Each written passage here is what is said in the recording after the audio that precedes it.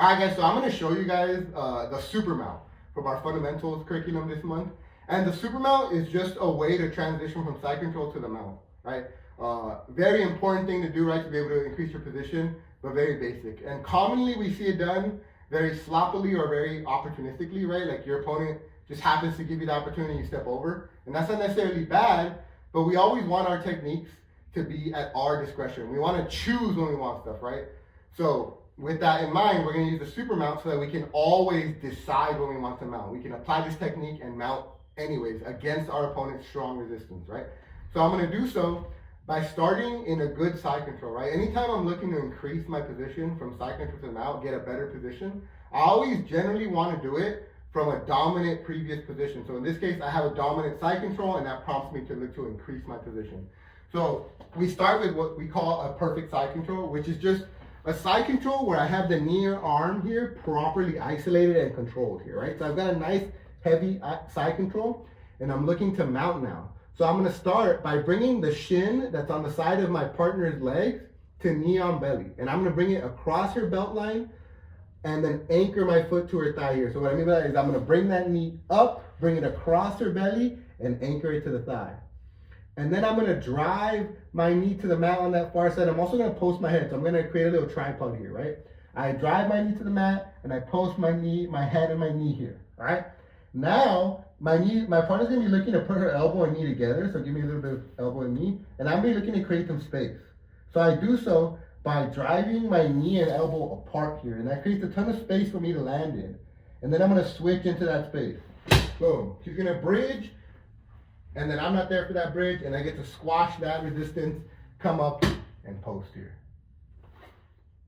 All right, guys, so I'm going to show you guys the back view so you can see what's going on with my foot and on the near side here while I look to mount. Like I said, I need to do it from a controlled and dominated side control, right? So I'm going to get my perfect side control here. I'm going to get into my side control, wedge under my opponent's arm, nice and controlled. I'm going to look to bring my knee or my shin that's on the leg side of my opponent across her belt line. So I bring that knee up across the belt line and I anchor to her thigh here. Then I'm going to drive my knee to that far side until it touches the mat, my head touches the mat. And I want to look to separate my partner's knee and elbow here. So I'm going to drive my knee and elbow away to create some space for me to land in. And then I'm going to hip switch into that space. Then my partner does a big bridge and I'm not there for it. And then I squash it and I come back in post. Right? I anticipated that she would bridge there. I wasn't there for it. And then I came back into a strong mount. All right, guys, so now I'm going to go over some of the key details and what you want to keep in mind as you're looking to go through the technique here. Remember that this technique is made in a way that it accounts for a lot of the potential resistance that you can get from your partner, especially a high-level partner. So that's why these extra steps or these little details are placed in there, right? So I'm going to start by getting to my side control, and like I said, I want a good dominant side control. So I'm going to start in a perfect side control. My opponent's near arm is wedged nice and tight, and I'm mounted here, or I'm in my side control here, right? So I'm going to start by bringing my shin that's on my partner's leg side across her belly, across her belt line, right, to knee on belly essentially. But as I do that, I want to make sure that I stay tight on this near arm that I'm wedging. I don't want that arm to come into the frame as I look to work here, right? So that I bring that knee up across her belly to knee on belly, staying tight to this near arm. And when I get to this knee on belly, I want to make sure that I flex my toe on her thigh here, right? So go ahead and put your legs flat for a second. I'm flexing my toes and catching onto her thigh. Go ahead and bring them up again. I'm hooking onto it. When I drive my knee over, I'd like her knees to come with me. If she's resisting very hard against that, in the other direction, it will actually help slingshot my foot over when I throw it. But I want to try to take them with me. If she lets me, that will make my job just a little bit easier. So I drive that knee to the mat on that far side, hooking onto the thigh so that the knees come with me. And then I post my head. So I create a little tripod on this knee that's behind me, my head, and this knee that's on her hip, right? So I drive it over and I touch the mat here. And this is where I'm most likely to get the most resistance. She's gonna start bridging and getting crazy and looking to just off balance me here, right? And if I feel like I'm losing my position too harshly, what I'll do is I'll kick this leg straight out and I'll return back to my side control. I can always bail back to my good position, so that's an important detail there. If not, though, if I can manage to keep a good balance, which is actually not too hard because you're in a pretty good tripod here, then what I'll do is I'll squash and I'll stay nice and tight here as she looks to bridge.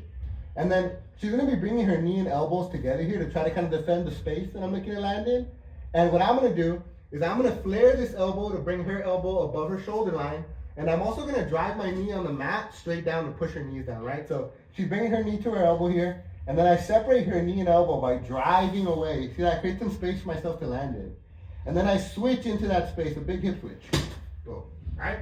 And so when I land on this hip switch, the really important part is that one, I take my foot with me, and then second, that I create this kickstand against my partner's hip here, right? So I'm pointing into my partner's hip, and I create a little kickstand with my toes.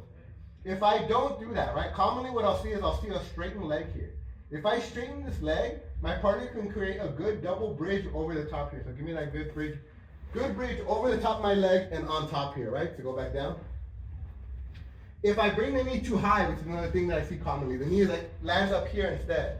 The same thing happens where she can create a big double bridge and actually hop over that leg and get on top here, right? So I want to make sure that I put that kickstand in the appropriate place. It's right at her hip. I'm creating that point. It's like an arrow that's pointing right into her hip and a kickstand against the mat. It lets me resist those bridges the best here, right? And when I'm ready, she does a big bridge that I'm not there for, and then I squash that bridge and I come up to my mount and I post. And right here you can pick whatever mount you want, but I get up and I settle that mount position properly after I mitigate that resistance that I expect.